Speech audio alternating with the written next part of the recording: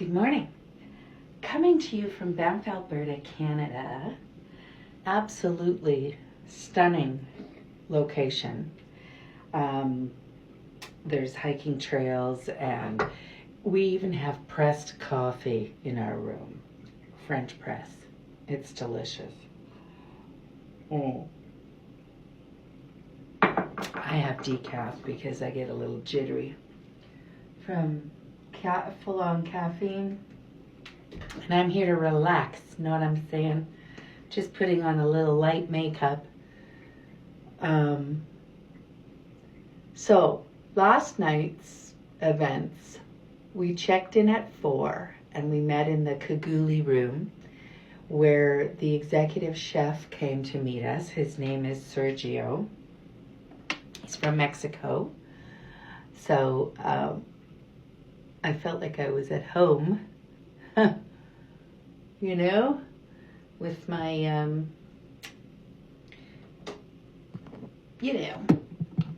Mazatlan experience, don't you know? Anyways, he was lovely. He was just promoted to head chef. He was sous chef for a while, and he was just promoted to head chef yesterday. So we got to have his first day of being head chef. What he explained to us was the juniper is actually on sacred indigenous grounds. They have a meeting place, a gathering place where the elders come still to this day to honor the land and the area. So there's a very spiritual feeling to this place, this location. This has been voted the best view in dining experiences in Banff. So if you're ever in Banff, I highly recommend booking a meal at the Juniper Bistro. It's just outside the town's, you just cross the highway and from the town, main town, and it's here. If you don't stay here, that is. It's a lovely, quiet location. Deer were frolicking, as I think I posted. But so we spoke with him, and he explained that they really believe in sourcing land and just like the indigenous people used to, for health and sustenance. And so their restaurant, their bistro, is committed to sourcing off the land. So we had locally grown produce. So we had beautiful fresh salad with pears. Of course, the pears probably were shipped in from interior BC or something, but because Alberta ain't known for our orchards, you know what I'm saying?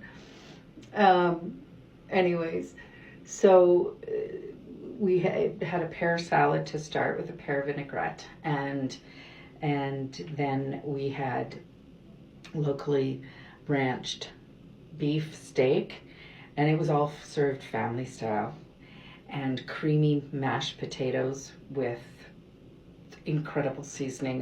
They were the best mashed potatoes I've ever had, and a beautiful au jus, but it was more like a gravy for the beef and potatoes. And then these smoky candied baby carrots, fresh garden carrots, with a caramelized glaze on them. They were delicious. And then it was chicken churi or chicken churi or something like that, with a pesto, spicy, just a little bit of a kick to it. Crispy chicken. The skin was perfection. Not greasy at all. Delicious, tender. That was our meal. And then for dessert, we had locally harvested Haskap cobbler and chocolate panna cotta. And somebody else had something else. I think some kind of tiramisu that looked really nummy. Anyways, that was our dinner. And then from there we went, and then he did a taste tea tasting with us, which was again sourced from the land, Douglas fir steeped tea. And in the teapot was actual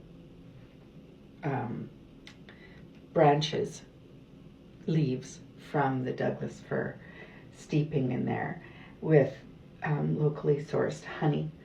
Oh my God, it smelled funky, but it tasted delicious, and it was full of vitamin C. So we asked our teapot to be refilled. Look at my bloody eyelashes. Collagen.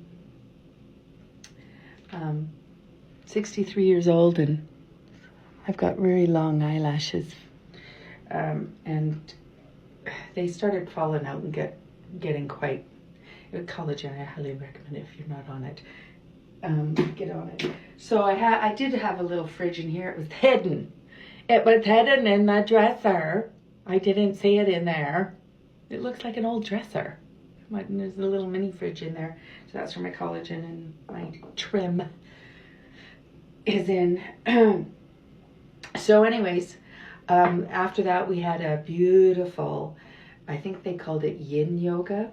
It was a twilight yoga. So when we walked in, the girls, the instructors, my daughter-in-law and her bestie, Larissa, had, and don't forget they gave us a basket. So we had yoga blocks and yoga straps, thank God, because some of the poses I needed the strap and the block.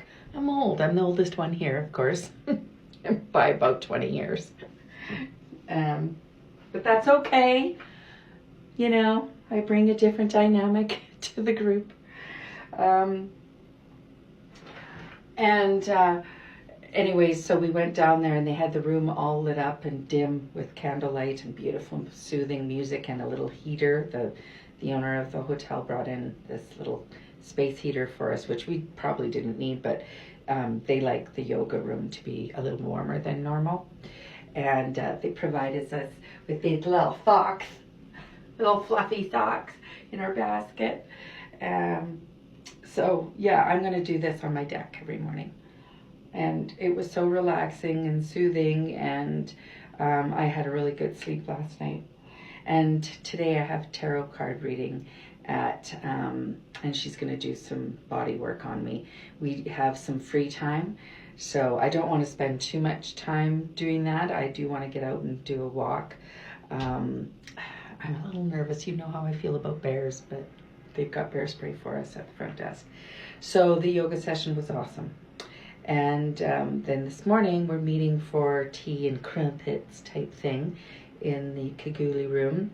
And then we are going to do a yoga session. And then we are taking our yoga mats and backpacks.